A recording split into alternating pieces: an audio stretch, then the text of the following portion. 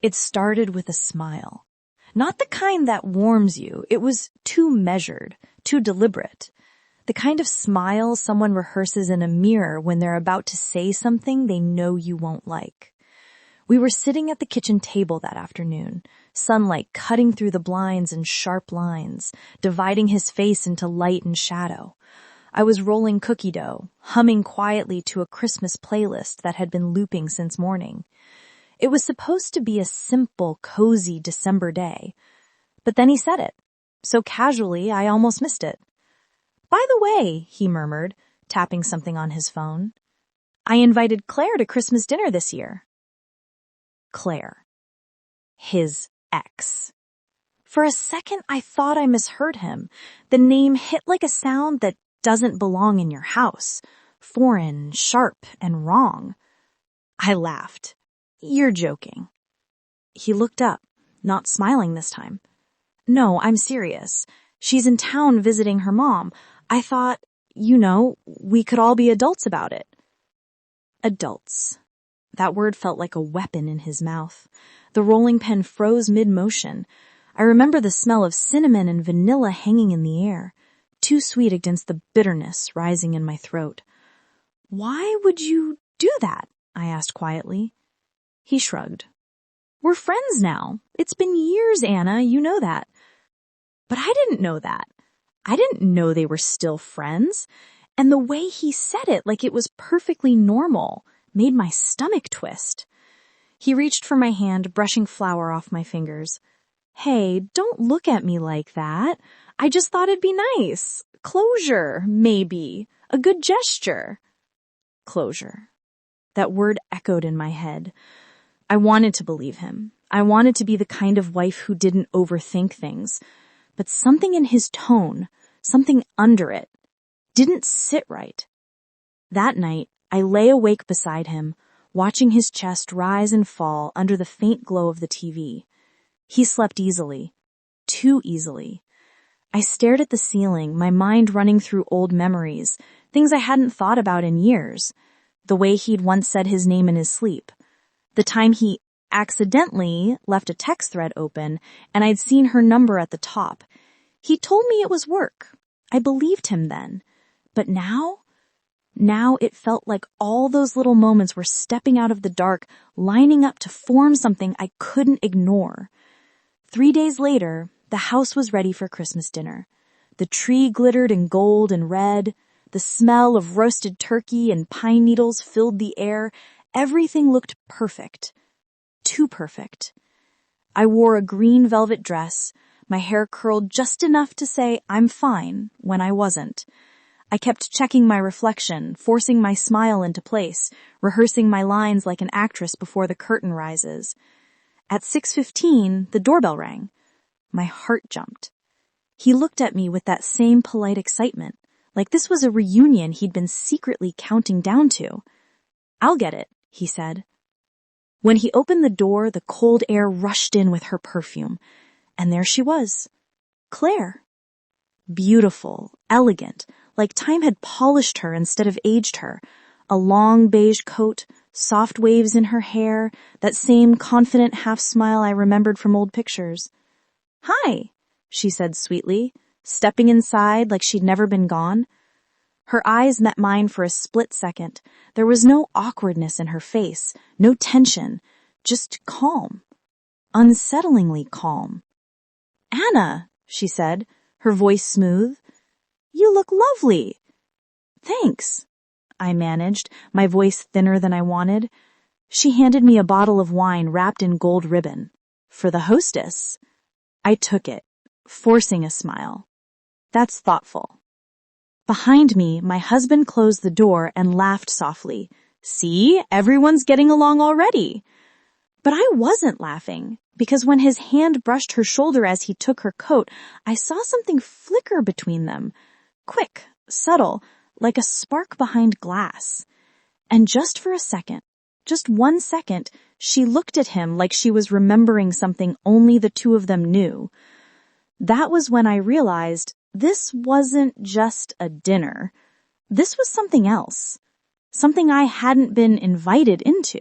After dinner, we moved to the living room. The fire crackled, wrapping the space in a soft orange glow. Claire sat on the couch beside him while I poured coffee. They were talking about old college memories when I returned.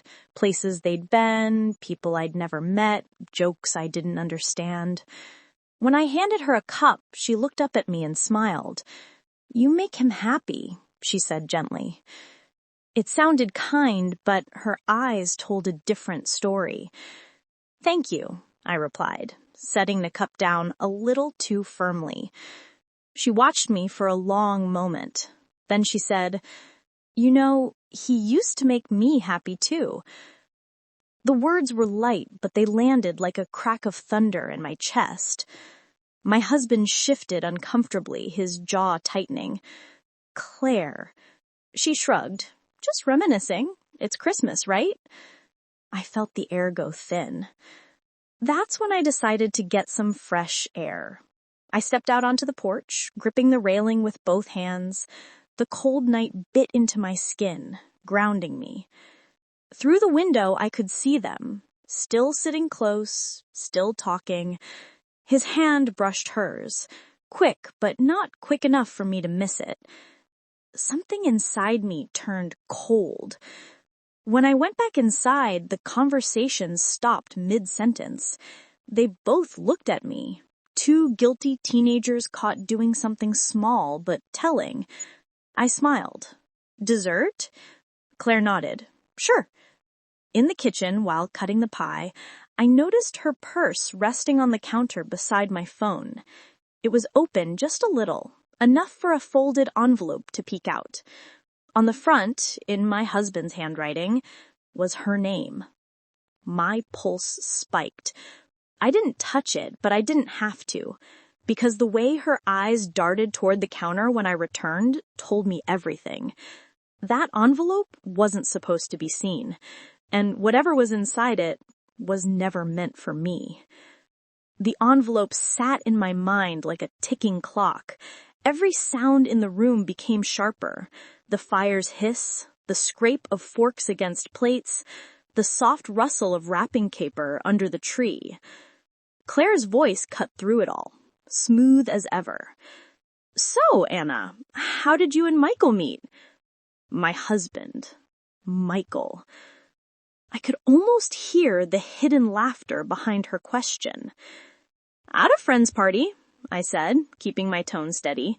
"He spilled wine on my dress and spent the rest of the night trying to apologize." She smiled.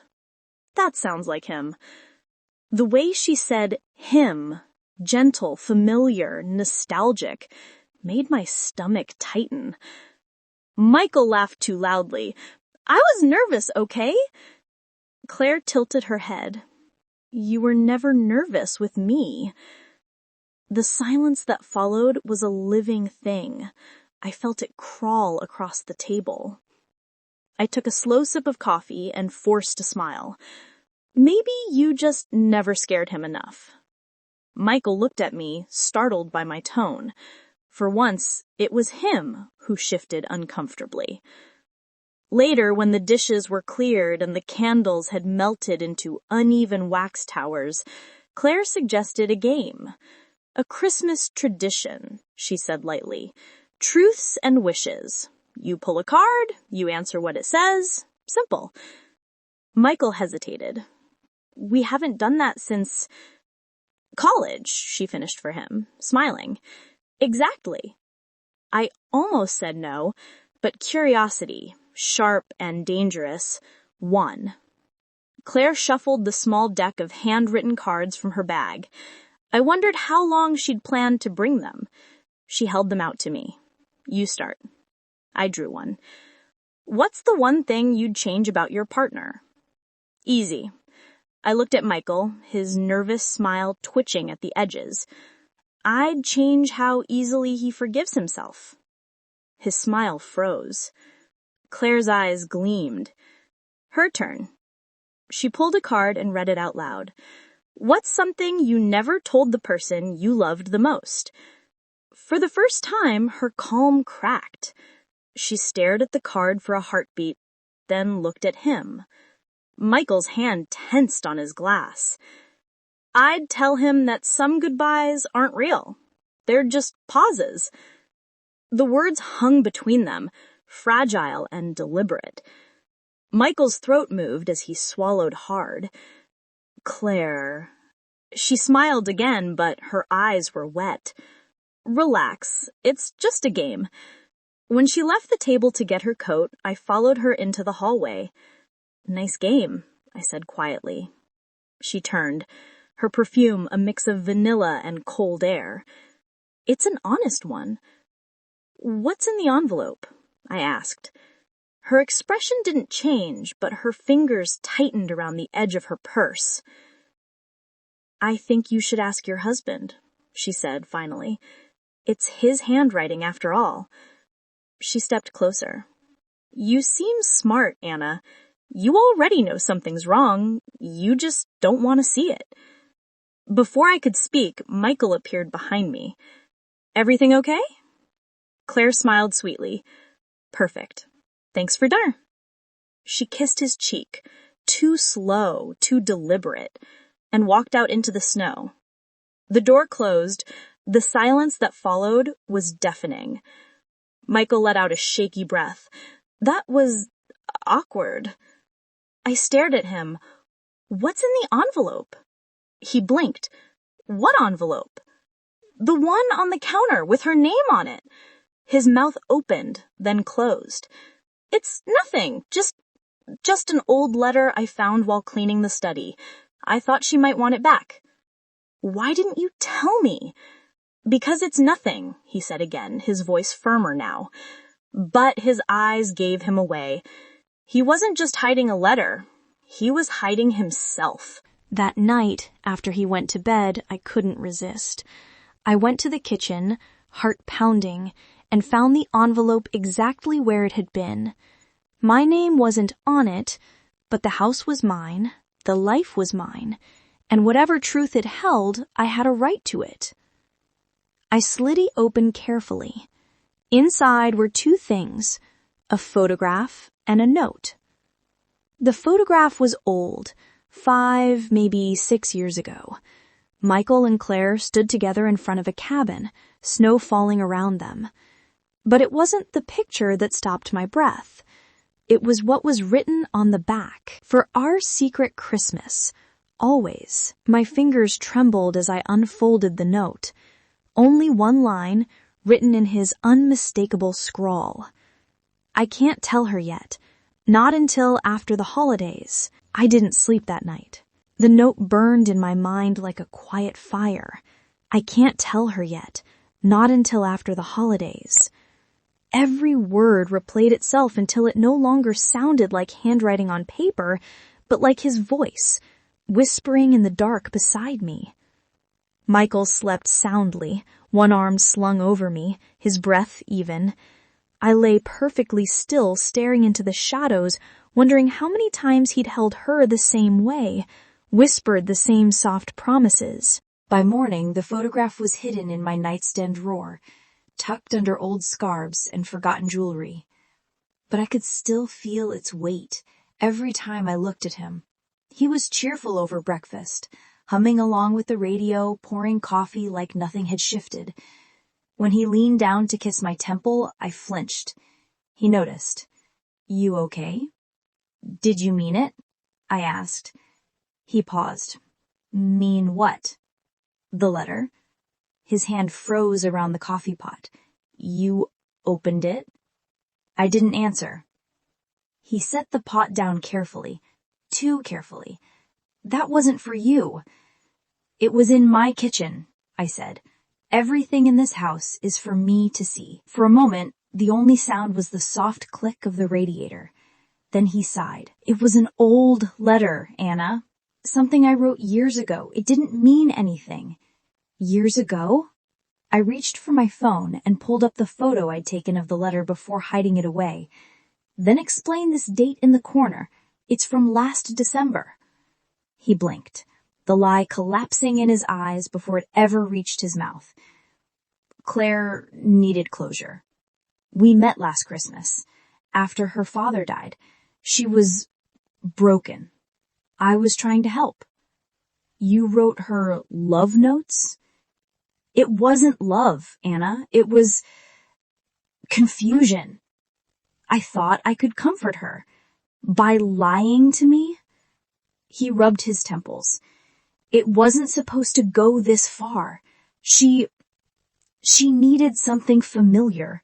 I didn't tell you because I knew how it would sound.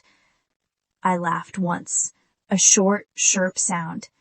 It sounds like you never stopped loving her. He didn't answer. That day stretched endlessly. He went through the motions, wrapping leftover turkey, calling his mother, fixing a light in the hallway. But everything he did felt like performance. When the doorbell rang again that evening, I felt my pulse leap before he even moved. I'll get it, he said quickly. But I was already at the door. Claire stood outside, snow clinging to her coat, eyes bright and certain. Hi, she said softly. Can I come in? I stepped aside. Michael appeared in the hallway, pale. Claire, why are you here? She looked past him, straight at me.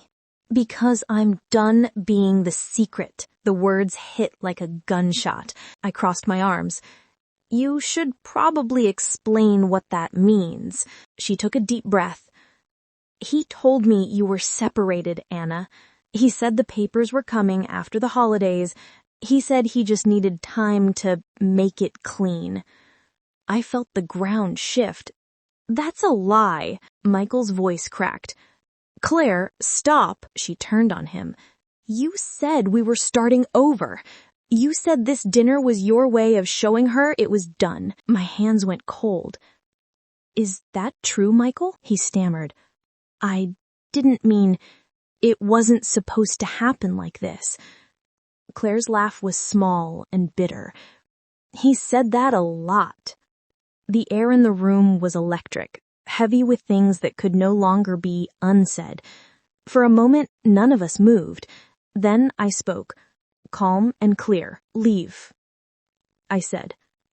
They both looked at me. Claire, you've had your closure. Congratulations. Now leave my house. Her eyes softened, almost apologetic. I didn't come to hurt you. Too late. She hesitated, then turned toward the door. For what it's worth, he's good at lying to both of us. When she was gone, the house felt emptier than before she arrived. Michael tried to speak. Anna, Don't, I said. Just don't. He stood there for a long time before retreating down the hall. The bedroom door clicked shut. I stayed in the living room, watching the snow fall through the window, the reflection of the Christmas tree shimmering faintly in the glass. Somewhere between the lights and shadows, I realized something simple and terrifying. I wasn't angry anymore. I was curious, because if he could lie that easily, what else had he been hiding? The house was silent except for the ticking of the old clock in the hallway. Michael's breathing came in uneven bursts from the bedroom, but I couldn't bring myself to move. I sat on the couch, the photograph and letter still trembling in my hands, feeling the weight of everything I hadn't wanted to see, but always knew existed. I thought about the life I had built with him. 5 years of trust, laughter, quiet nights, shared dreams, and in an instant it was gone, shattered by a truth I hadn't dared to imagine. I remembered her words, "He's good at lying to both of us." How had I missed it? The little glances, the long sighs when she was mentioned, the careful distance he maintained when I asked about her, all the moments I had rationalized, excused, laughed off. They were lies. Every one of them. I walked to the bedroom doorway, peering inside. Michael sat on the edge of the bed, head in his hands, muttering fragments of apologies I didn't want to hear. I asked him, "Why?" My voice breaking before I could stop it. "Why would you do this? Why lie to me for years?" He looked up, eyes wide, guilt etched across every feature. Anna, I didn't want to hurt you. I thought I could manage it. I thought I could fix things. You thought? The word came out raw, trembling with anger and despair. You weren't managing anything. You were living a secret life, letting me believe I was the only one in your heart. He tried to reach for me. I stepped back. Don't touch me. Not anymore. The silence that followed was heavier than any confrontation, filled with everything that had been hidden. Every lie, every hidden conversation, every stolen smile. It wasn't just betrayal. It was erasure. I had been erased from the story I thought we were writing together. I felt tears sting my eyes, hot and relentless. My chest ached. I realized that I had been living a fiction, a carefully constructed narrative where I was the wife, the partner, the one he loved, and now that story had collapsed like a house of cards in a storm. Michael whispered, "Please, Anna, I couldn't even listen anymore.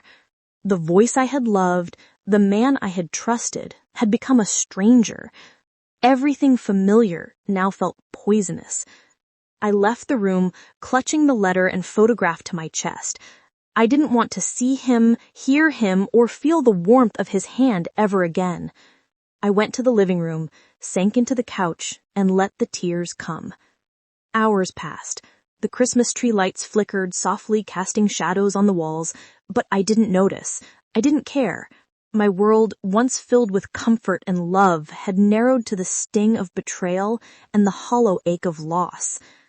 I thought about Claire for a moment. She had been a shadow in our lives, a hidden fragment of him, and yet she had done something I couldn't. She had revealed the truth, coldly, clearly, without pretense.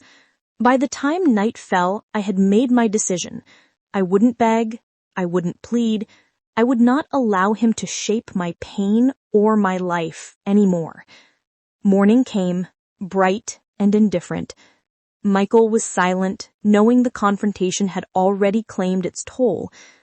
I packed a small bag with essentials, leaving behind gifts, decorations, and the warmth that had once made this house a home. Before I walked out the door, I paused in the hallway, looking back once. He sat on the bed, defeated and alone, the weight of his choices finally visible to him in full. I didn't look at Claire's photograph or the letter this time. I tucked them into the bag and walked outside, letting the cold air hit my face. The snow crunched beneath my boots. I didn't know what the future would hold. I didn't know how long it would take to trust again, to build a life free from lies. But I knew one thing. I was leaving the past where it belonged, behind me, and stepping into the unknown, unbroken in spirit, even if shattered in heart. The house receded behind me, Christmas lights flickering like distant stars. I didn't turn back, not once. And for the first time in years, I breathed freely.